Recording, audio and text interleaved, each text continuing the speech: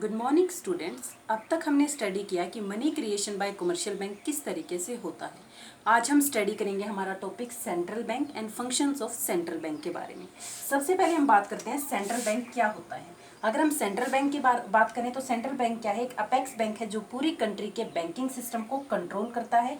ये एक soul agency है जो क्या करती है, नोट्स को इशू करती है और मनी की जो सप्लाई है मार्केट के अंदर उसको कंट्रोल करती है। ये एज ए बैंकर भी सर्व करती है गवर्नमेंट को और मैनेज करती है उसके अकाउंट्स को। अगर हम इंडिया की बात करें तो जो रिजर्व बैंक ऑफ इंडिया है वो हमारा क्या है, सेंट्रल बैंक ऑफ इंडिया है। अब हम बात करेंगे हमारे फंक्शंस ऑफ सेंट्रल बैंक की। फर्स्ट फंक्शन है बैंक ऑफ इशूइंग नोट्स, कि जो हमारा सेंट्रल बैंक है किसी भी कंट्री का, उसके पास क्या राइट होता है कि वो नोट्स को इशू कर सकता है। इसलिए हम इसको क्या बोलते हैं, currency authority functions of central bank. कि कोई भी सेंट्रल बैंक है उसका राइट होता है कि वो नोट्स को क्या करता है, इशू करता है। इसलिए इसको हम currency authority function of central bank बोलते हैं। जो नोट्स हैं जो इश्यूज किए जाते हैं सेंट्रल बैंक के द्वारा वो क्या है, अनलिमिटेड लीगल टेंडर्स होते हैं।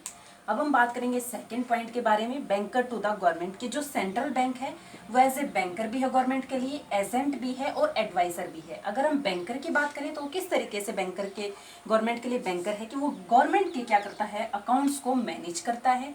अगर हम एजेंट्स की बात करें कि जो सेंट्रल बैंक है वो गवर्नमेंट के लिए एजेंट किस तरीके से है कि वो गवर्नमेंट के बिहाफ पे सिक्योरिटीज को सेल करेगा और परचेज करेगा। इस तरीके से वो क्या है, गवर्नमेंट के लिए क्या है, एक एजेंट का रोल प्ले करता है। एज ए एडवाइजर वो किस तरीके से होगा, वो पॉलिसीज फ्रेम करेगा, पॉलिसीज बनाएगा, क्या करने के लिए, मनी मार्केट को रेगुलेट करने के लिए। इस तरीके से जो सेंट्रल बैंक है वो क्या है, बैंकर भी है गवर्नमेंट के लिए, एजेंट भी है और एडवाइजर भी है।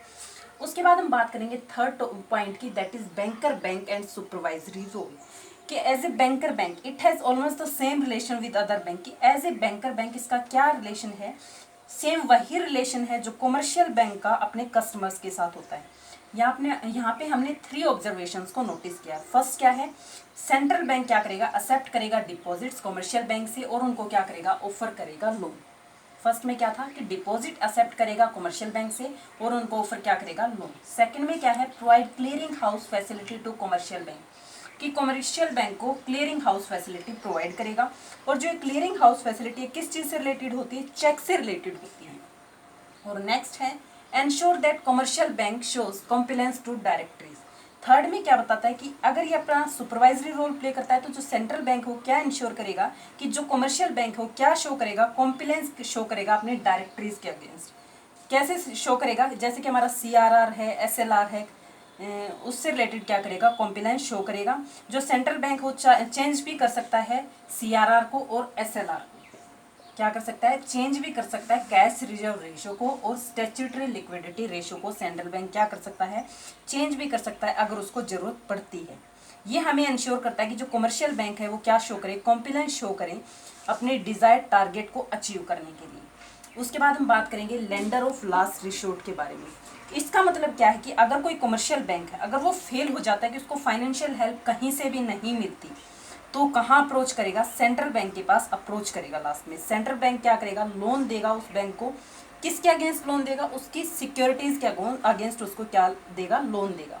बाय ऑफरिंग लोन, अगर वो उसको लोन देता है तो जो कमर्शियल बैंक है इस सिचुएशन में, इमरजेंसी की सिचुएशन में क्या करेगा, सेंट्रल बैंक उसको क्या इंश्योर करेगा कि जो बैंकिंग सिस्टम है कंट्री का वो does not suffer any setback, वो कोई भी सेटबैक को सफर नहीं करेगा। That money market remain stable, और जो मनी मार्केट हो क्या रहेगी, स्टेबल रहेगी। इस तरीके से कि अगर कमर्शियल बैंक को कहीं से भी हेल्प नहीं मिलती तो लास्ट रिसोर्ट पे क्या करता है, सेंट्रल बैंक को अप्रोच करता है।